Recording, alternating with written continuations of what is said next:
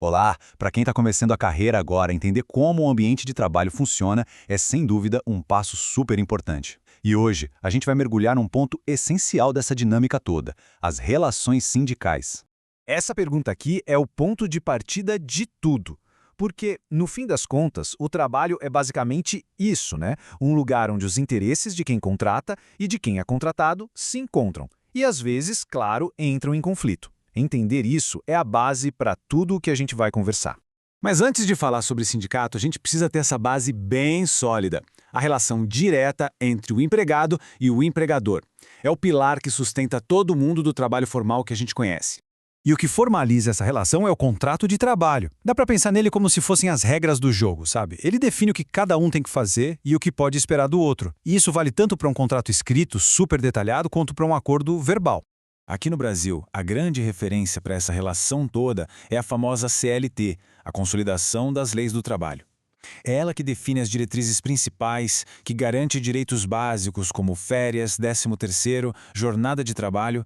A ideia é justamente tentar criar um equilíbrio mais justo entre os dois lados. E olha, quando essa relação funciona bem, de forma equilibrada e saudável, todo mundo sai ganhando. A produtividade aumenta, o clima na empresa fica muito melhor e algo que é super valioso para as empresas, os talentos tendem a ficar. Ok, mas e quando essa balança parece pender mais para um lado? Ou quando precisa de uma voz para ajudar a mediar as coisas? É exatamente aí que entra o nosso tema principal: a relação sindical, que traz um terceiro ator para essa dinâmica. Nesse cenário, então, além do empregado e do empregador, surge o sindicato.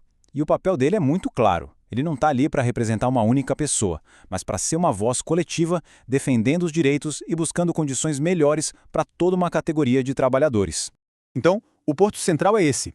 A relação sindical é essa interação a três.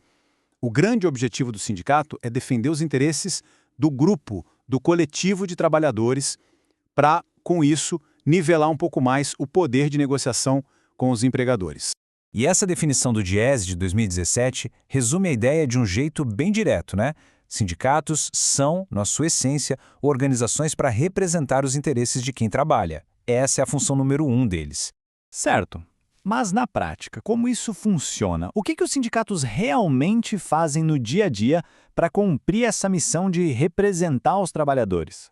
Bom, as funções são bem variadas e têm um impacto gigante. Eles negociam acordos coletivos que definem piso salarial e benefícios para toda uma categoria, algo que seria muito difícil de conseguir sozinho. Eles também atuam mediando conflitos, brigam por ambientes de trabalho mais seguros e ainda dão suporte jurídico.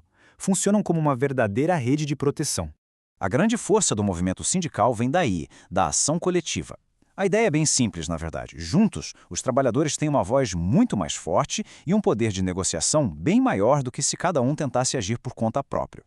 Ok, agora que o conceito dá mais claro, vamos para a parte mais importante. Para quem está começando a carreira, por que é tão crucial entender o que é um sindicato e como isso afeta a vida profissional na prática? Se a gente colocar lado a lado, a diferença de poder fica bem clara. Sozinho, especialmente no início da carreira, o poder de negociação é bem limitado. Já coletivamente, através de um sindicato, esse poder se multiplica. Isso significa ter acesso à ajuda especializada e poder lutar por melhorias que valem para todo mundo. É claro que, por outro lado, uma negociação coletiva pode tirar um pouco da flexibilidade de acordos individuais, já que o foco é sempre o que é melhor para o grupo. Na prática, para quem está começando, isso se traduz em uma palavra: segurança. É ter a garantia de um salário justo, de benefícios desde o começo. É ter um sistema de apoio caso algum problema apareça. E é a certeza de que os direitos básicos, que já foram negociados, vão ser respeitados. No fim, é ter uma voz, mesmo sendo novo numa empresa grande. Bom, vamos então resumir a ideia central de toda essa nossa conversa antes da gente finalizar. Se tem uma coisa para guardar desta análise, é esta. Os sindicatos funcionam como uma voz coletiva que busca equilibrar a relação de forças entre empregados e empregadores. O objetivo é sempre garantir um tratamento justo e condições melhores para toda a categoria. E para fechar, fica aqui uma reflexão. O mundo do trabalho não para de mudar, né? Com o trabalho remoto, a economia dos bicos, a chamada gig economy, se tornando mais comum, de que forma os sindicatos vão precisar se reinventar para continuar sendo relevantes e proteger quem vai trabalhar no futuro? E para finalizar, é importante mencionar que este material que a gente analisou hoje faz parte das pesquisas do professor contabilista Márcio Fabiano Jaworski, e todo o conteúdo está protegido por uma licença Creative Commons. Muito obrigado pela companhia.